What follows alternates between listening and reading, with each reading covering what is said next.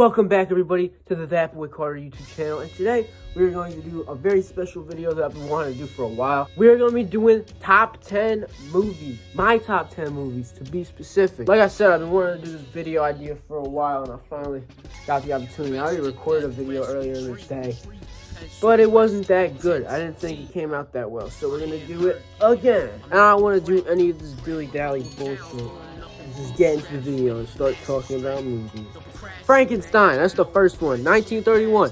Frankenstein, directed by James Whale, starring Boris Karloff and Colin Clive and some other fucking people. Some other people that are not important because Boris Karloff's the main attraction here. He's the monster. This was like a movie that introduced like the classic interpretation of Frankenstein, bolts in the neck, the classic scenes of like him being brought to life in the laboratory, you know, the angry, pissed off mob like gathering at the windmill and burning that shit down. This shit is fire. Frankenstein, 10 out of 10. All these movies are 10 out of 10, but this one especially, this one's awesome. Next up, we got Jaws. Jaws, the classic movie about the shark attacking people, made from 1975. Classic movie directed by Steven Spielberg, great director. But yeah, this movie's just awesome. What else do I have to say about it? It's like basically invented the summer blockbuster and made people afraid to go in the water. They didn't even show the monster in it. Like they didn't show the shark until like halfway through the movie. But the way they were just able to build suspense and stuff is just brilliant. This is some of the best cinema ever made, in my opinion. And I will say, I'd read the book for Jaws, and it's not as good as the movie.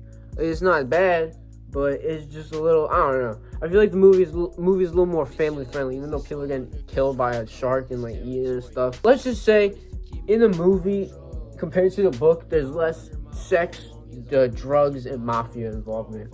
Significantly less so, actually. Next up, we have Alfred Hitchcock, Psycho, starring Anthony Perkins, 1960, based off the novel by Robert Bloch, which I recently read. And compared to the movie, it's a good book, but like once again, the movie is just way better because in the movie Norman Bates is like a little more of a sympathetic character. In the book, he's just a fat alcoholic. But anyways, as a movie, it's just brilliant how they did the thing. Because like in the book, it starts out where they're at the motel from Norman's perspective, talking to his mom, and then someone comes to the motel. But in the movie, they do this genius thing where it's like they build the tension. They like show Marion stealing the money, and they wanted to make it seem like she's like the main focus of this movie. But then like almost like not even like 40 minutes into the movie, she gets murdered, and then it takes a completely different turn. But the way they pulled that off was really sick.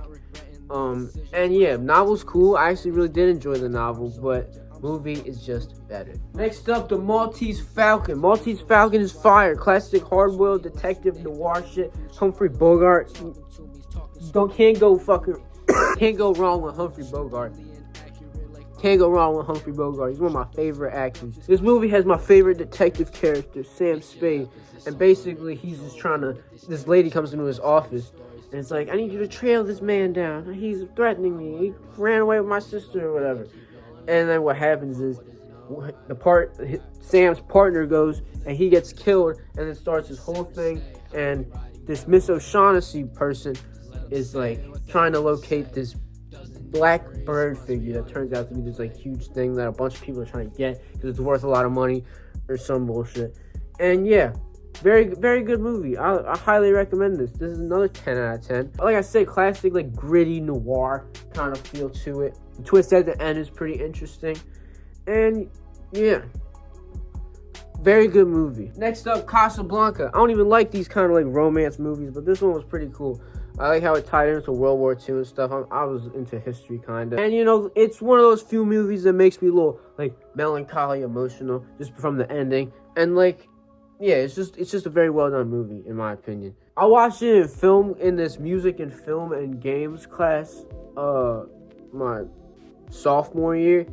And since then, it's become one of my favorite movies.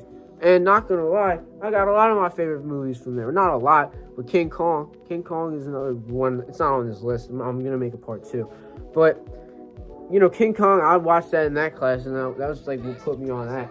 That class put me on King Kong and Casablanca. And both of those movies are fire, for very different reasons. One's like a good emotional like love story, and the other is just a monkey fucking shit up. Claymation monkey. I liked it better when they had to like. It's cooler when, because like people get creative when they have less to work with. Nowadays you could just CGI big ass ape, but like they had to like painstakingly make that monkey move and stuff, like that little action figure, whatever the fuck. But yeah, I don't know why the hell I'm talking about King Kong. I'm supposed to be talking about Casablanca. This movie's amazing. It features Claude Rains too. Claude Rains played the Invisible Man, another movie that's fire. And it, once again, Humphrey Bogart. Humphrey Bogart is in a bunch of cool ass movies. I was actually watching a Humphrey Bogart movie right now. It's called Dark Passage. It's paused right now. But yeah, fire movie. Next up, Carnival of Souls. It's about this lady who gets into a car accident and basically like she like survives, and then it turns out, oh, I'm just leaving town. I'm gonna go to play in this church in another location. And then she starts to get stalked by this weird face. Like this weird ghost kind of looking fella. And she just keeps seeing this dude around. I was like, what the fuck is going on? And then basically what happens is once she gets to the town, she sees this like bathhouse slash former carnival. She sees this bathhouse slash like former carnival across the water. And she's like, oh shit, I feel like a weird connection to this place. She wants to go over there. And it's a weird one. It feels like an extended, it feels like an hour-long Twilight Zone episode, if I'm being honest. It just has a similar vibe to the Twilight Zone episode, and the twist at the end is very Twilight Zone-esque. But yeah, I highly recommend this movie. You know, 1960s, black and white, low budget. Does not get better than that, my friend. Next up, we got the gothic horror classic, The Wolfman, starring Lon Chaney Jr. and Claude Rains once more. It's about this dude who gets into this confrontation trying to save this girl who ends up dying anyway from this werewolf, and he kills the werewolf but not without being bit. And then they go back to the scene later and there's not a wolf here, it's just a dude, and then they suspect him of murder, of killing a dude, but it was actually a dude who's a werewolf, and when he got killed he turned back into a human. But then Lawrence Talbot, the main character who got bit, starts to experience these things at night where he just like completely blacks out and then wakes up like in locations he doesn't know. He just like wakes up and hears about killings and stuff. It's a classic werewolf story. I'm not gonna spoil how it ends, but it's very good. It's a pretty tragic story about like werewolf and like what happens at the end, like to the dude. But he doesn't die. He comes back in a bunch of other movies. That's fire. Frankenstein Meets the Wolfman is one of the most best movies ever. I swear to God. It's not on this list though. Next up, we got Isle of the Dead. Val Lewton produced this movie. It's directed by, I forget who this director. I think it's Jacques Tourneur. I don't think it might be. He directed Cat People, but I don't know if he directed this one. But basically, this is about like this Greek general who has all these people stay on this island. Like they go to this island, it's like an island for like graves and stuff, and they realize, oh, we can't leave because one of us just died of the plague, so we gotta stay here in quarantine. Hijinks ensue, and basically this dude ends up going a little crazy and thinking like there's vampires among us, and we must kill this one girl because I think she's a vampire. Or Vorvalica. They're not called vampires. This is Greece, and they don't have those out there apparently.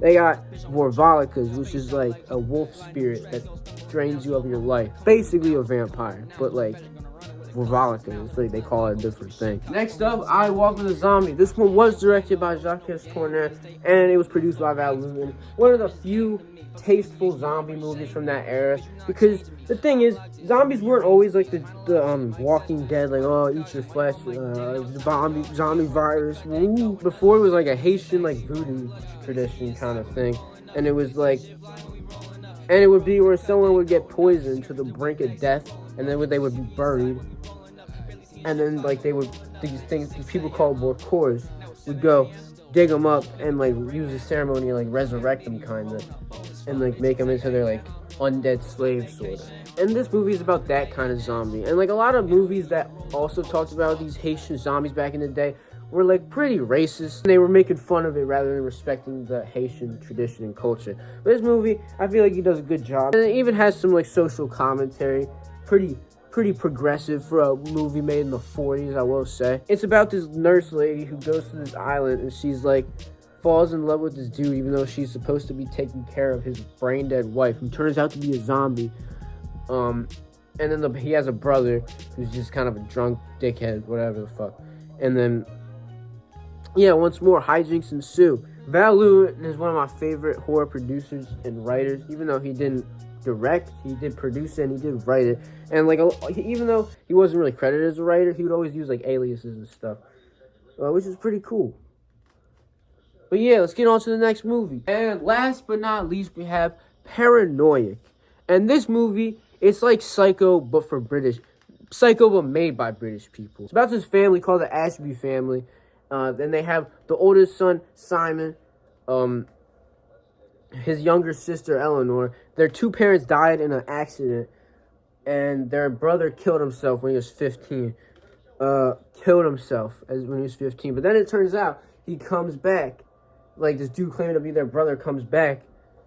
Claiming to be their brother. That's the twist you gotta figure out. Yeah, he comes back, and then the one dude starts going a little crazy. Simon. Simon's a drunkhead piece of shit, and he's not a good human being. And like, I'm nothing like him. And he's just not a good human being. He tries to make people think his sister's insane so he can get the full inheritance when he turns 21. And but like when this kid comes back, he's like, fuck. My side of the inheritance, that's bullshit. That's fucking bullshit. He's also addicted to alcohol, like crazy. He's he's not a good human being. That's gonna be my whole video. Quite a note to end on. But yeah, that is it. And I'm gonna go now. I got things to do. I got places to be. Not really. I have an English whatever the fuck that I had to do a while ago, and now it's due tomorrow. But I should probably work on that. All right, bye. Oh shit.